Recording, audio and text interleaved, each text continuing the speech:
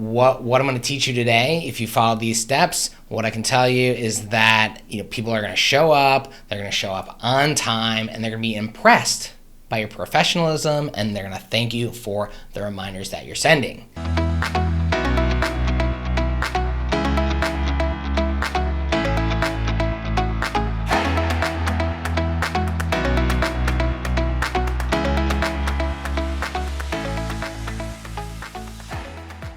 Hey everyone, Jonathan from Go Reminders here, and I want to talk about what to say in appointment reminder messages, because if you say the right thing, everything can go well with people showing up, and if you say the wrong thing, you can be shooting yourself in the foot and causing even more no-shows and almost as bad late shows. So, I know that's a struggle, getting people to show up at the right place at the right time. And if you're doing reminders already and they're not working, that can be a total downer because it's a waste of time.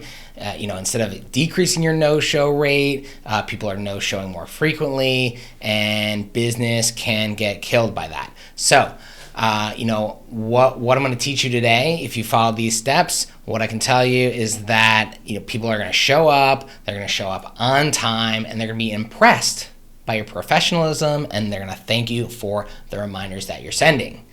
And so I'm going to teach you how to craft the right reminder message that will make people happy and show up. So, I myself receive reminder messages, obviously. So I'm an end user. I'm a customer of various businesses, dentists, hair salon, various places that send me appointment reminders. And I obviously pay very close attention to these messages when I get them.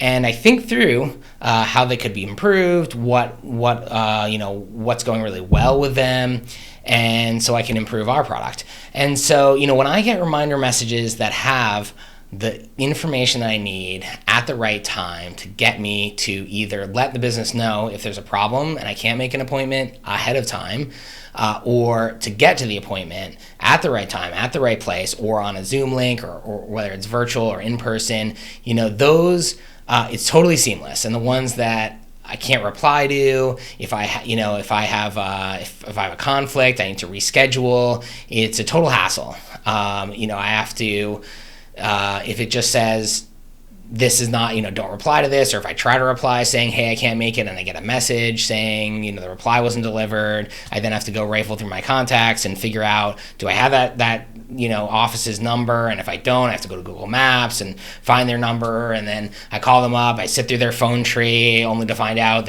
no one's in the office, it's 4:30 p.m., and then so I have to, sit through the whole thing to figure out what option to leave a voicemail. That's if I'm dedicated and I really want to be courteous to let them know I need to reschedule.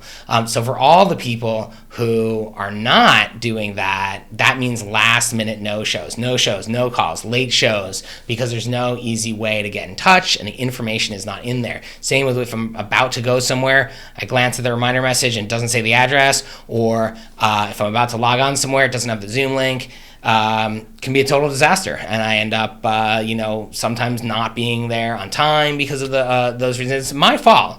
I should be better organized, but the fact is I'm not perfect, and the places that do it really well, I am always on time, and I always let them know immediately when I have a conflict, and those businesses, rather than waiting and not knowing that I might have to reschedule, they know immediately and they can fill those slots.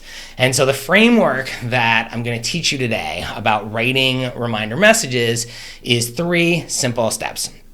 Number 1, keep it short.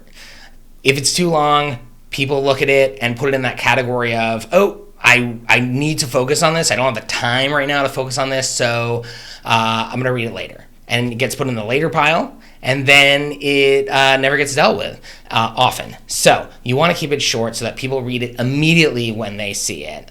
Don't assume that people will be able to dedicate time to reading this reminder message. The second step is to make sure that you're putting the necessary details into these messages. Any detail that you think is critical to this person getting to this appointment and showing up, or letting you know that they can't make it, put those details in there. You want to make it short, but you want to make sure it has the details. If it just says appointment tomorrow, That's not good enough. It needs the time. It needs the place. It needs, and finally, number 3 is it needs a way that the person can contact you. If this is your patient, your client, your customer, your lead, your prospect, they need a way to get back in touch with you. Not because you want to provide them with some avenue to cancel this or anything like that, but because the people who are going to no-show probably won't have the energy to find some other way. A lot of them won't contact you through some other method to let you know that they're going to cancel or that they're not going to show up or they're going to be late. And so for that reason, make sure you put in the message. You either, if you're using a system that accepts replies, excellent. If not, put your phone number and say text or call. If you have any questions or concerns, if you need to reschedule, anything in there, some way that people can contact you. It's people think often that it's not going to be worth the time to deal with replies to reminder messages, but these are people who you are already doing business with. They're either leads or prospects. They might be patients or clients or customers. These are people already, you have their info, and you probably did a lot of work to get them. You either advertised or you did some great work for some other clients, and through word of mouth, you got these customers, you got these leads, and these are the people you need to put your energy toward. And it might not be, you might not be happy that they might no-show, but these are people you're doing business with, and these are not your best friends. So you really need to just think of them as, what can I do to help myself that will also help them? And that's why it's worth it dealing with replies. Because if you could have a crystal ball that you could look into and say, who is going to no-show in a week? That's what getting a reminder message replies is like. Being able to know, being able to give someone a path to communicate with you so that if they say, I have to reschedule, they get that message to you right away so you can fill that slot. Because otherwise, it's not that they're not going to cancel. They're going to cancel most likely, but you won't know about it till the last minute. And so, no-shows are a huge pain. Late shows, almost as bad, and they push the whole schedule back. And, when you're doing reminders that aren't working, it can be a real drain on morale and revenue. And, if you implement a reminder process that has clear, concise reminder messages that are short, they have the necessary details and a way to contact you, you will be cutting your no-show rate dramatically. And so, let me know if you have any questions on this. Drop me a comment. I'd love to hear from you. Subscribe to our channel for more videos just like this on other scheduling and business management related topics. And we have a free guide on setting up your appointment reminder workflow. It has this and 4 other critical components.